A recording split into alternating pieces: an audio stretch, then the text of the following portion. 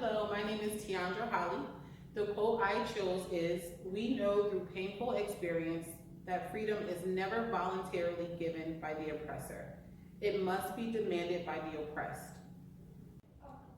A lie cannot live by MLK. Always tell the truth.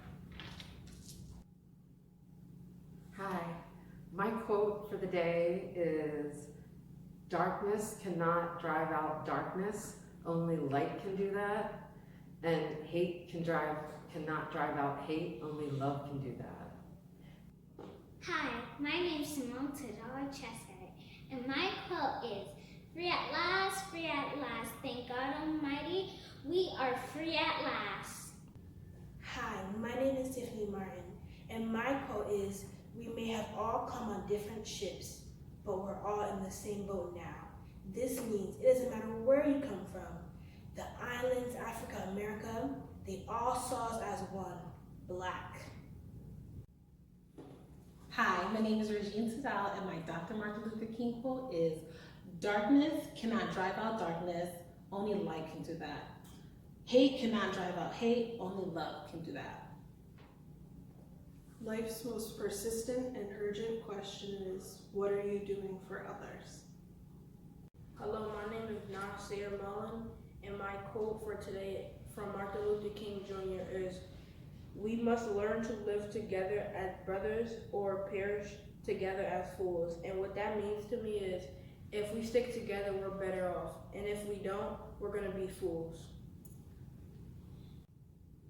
Hi, my name is Andrew Horton, and I'm doing a quote from Martin Luther King Jr., and the quote is, "True peace is not merely the absence of tension, it is the presence of justice." And it means to me that no matter what, you have rights to be comfortable with anything you put your mind to or plan on doing now or in the future. Good morning. My name is Rohini De Silva, and I'm a Stamford resident for the past 33 years. I am honored to be participating in this celebration of Martin Luther King Day. I will be reading an excerpt from MLK's April 1968 "I've Been to the Mountaintop" speech. All we say to America is, be true to what you said on paper. If I lived in China, or even Russia, or any totalitarian country, maybe I could understand the denial of certain basic First Amendment privileges, because they hadn't committed themselves to that over there. But somewhere I read of the freedom of assembly. Somewhere I read of the freedom of speech. Somewhere I read of the freedom of the press. Somewhere I read the greatness of America is a right to protest for right. I was in awe reading this speech when I was a young graduate student in my home country, Sri Lanka. At that time, I merely thought of it as a great speech by a great visionary leader. However, when my birth country began its 30-year civil war in the 1980s, Martin Luther King's words became a truism. I experienced how very quickly those freedoms could disappear. I yearned to live in an environment where all are free and treated equally. America was that beacon on the hill, and Martin Luther King's words describe the greatness of America's First Amendment privileges. When I immigrated to America, I saw firsthand the exercise of those privileges. I was amazed to see the press fearlessly question the president, to witness the freedom of assembly, to protest for rights with megaphones blaring. Today, Martin Luther King's words are of critical importance as we witness a divided country. I hope that we can exercise our freedoms with civility and non-violence, just as Dr. King did. We have the opportunity to do so in a new environment with a new administration. Let us embrace our right to protest for right. Thank you. got some difficult days ahead, but it really doesn't matter with me now because I've been to the mountaintop. I've looked over and I've seen the promised land. I may not get there with you, but I want you to know tonight that we as a people will get to the promised land. That was on April 3rd, 1968, day before Dr. Martin Luther King was assassinated. This is his last speech, and the last words of his last speech. Was it prophetic? More importantly, doesn't it provide us guidance to approach all of our challenges? Together, we as a people will get to the promised land. On this Martin Luther King Day, things could not seem darker. The U.S. COVID death will surpass 400,000 today and is spreading like wildfire. Our democracy is still reeling from the attack on the Capitol, and our economy is in tatters. However, the world is continuously sustained by the qualities of goodness that can come only from the people. So let me repeat. We've got some difficult days ahead, but it really doesn't matter with me now because I've been to the mountaintop. I've looked over and I've seen the promised land. I may not get there with you, but I want you to know tonight that we as a people will get to the promised land.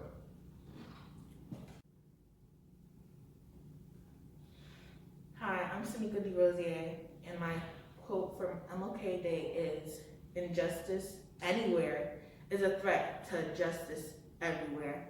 And basically what that means to me is unsilenced or unheard justice that goes silent every single day, that doesn't get talked about, is not justice for all.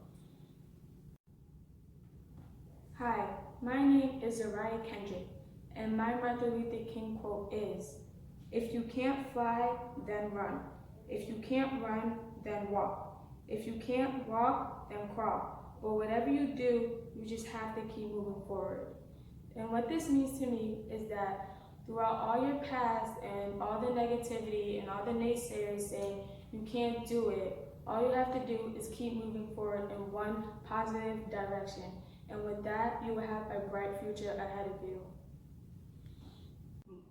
My name is Jessica Poby, and this is my Martin Luther King quote.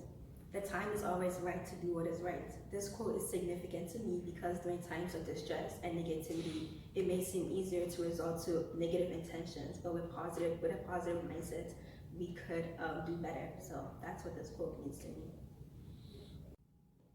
My name is Serenity, and my Martin Luther King Jr. quote is, "Our lives begin to end the day we become silent about things that matter." This quote means to me when we become silent about things that matter to us, stuff starts to fall apart because we're not fighting for things that we believe in and things that matter.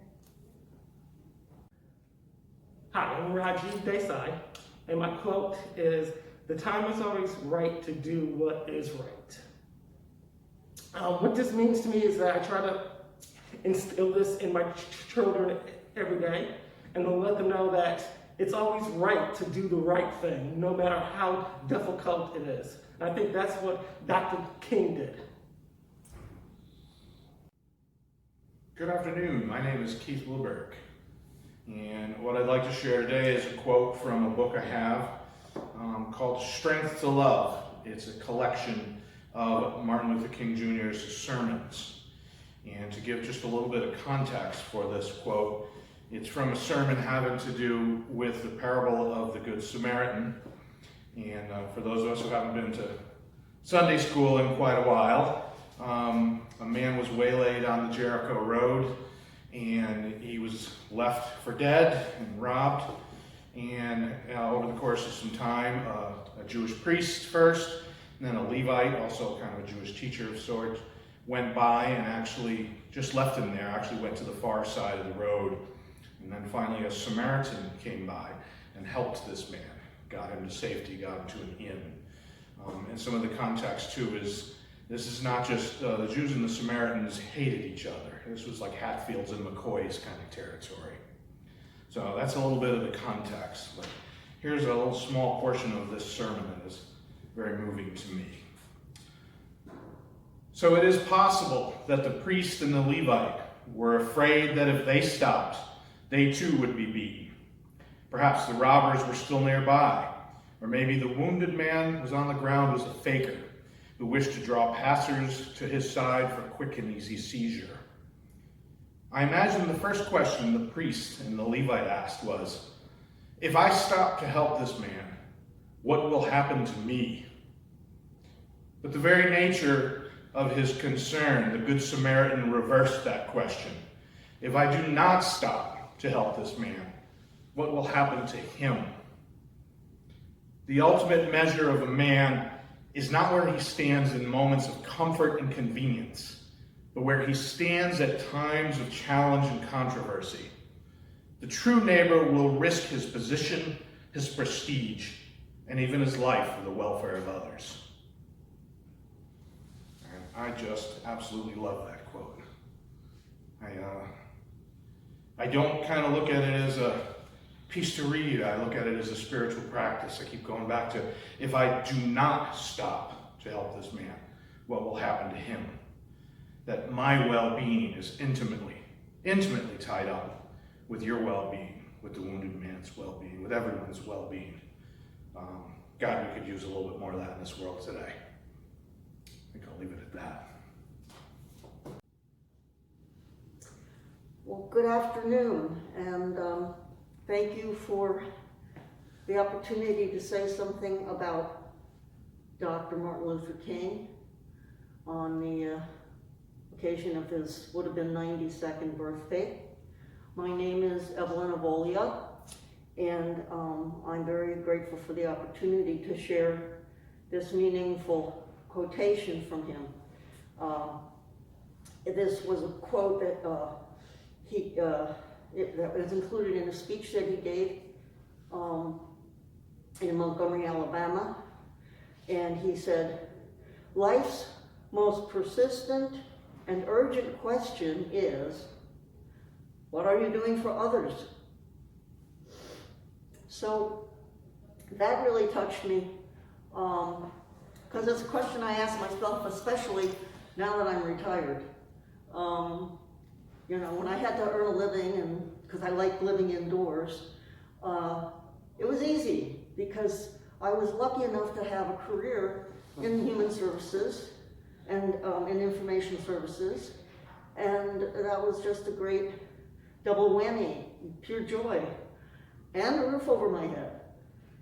But you know, I retired and I had to kind of figure it all out again.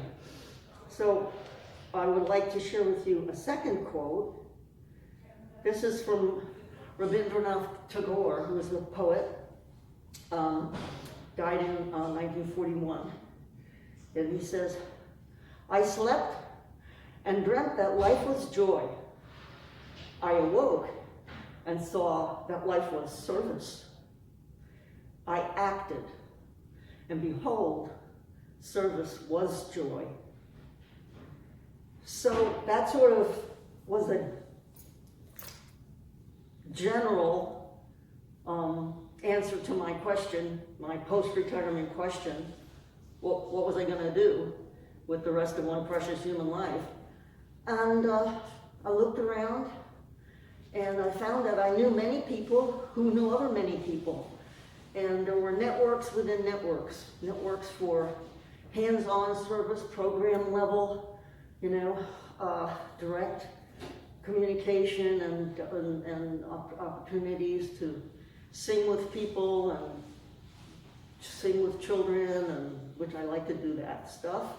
And also opportunities to learn how to be an advocate at the policy level, to talk to my members of Congress, so that instead of just trying to keep our finger in the dike and you know, respond to emergencies, we could start to change the institutional structures that are causing these persistent lacks and needs and injustices in our society.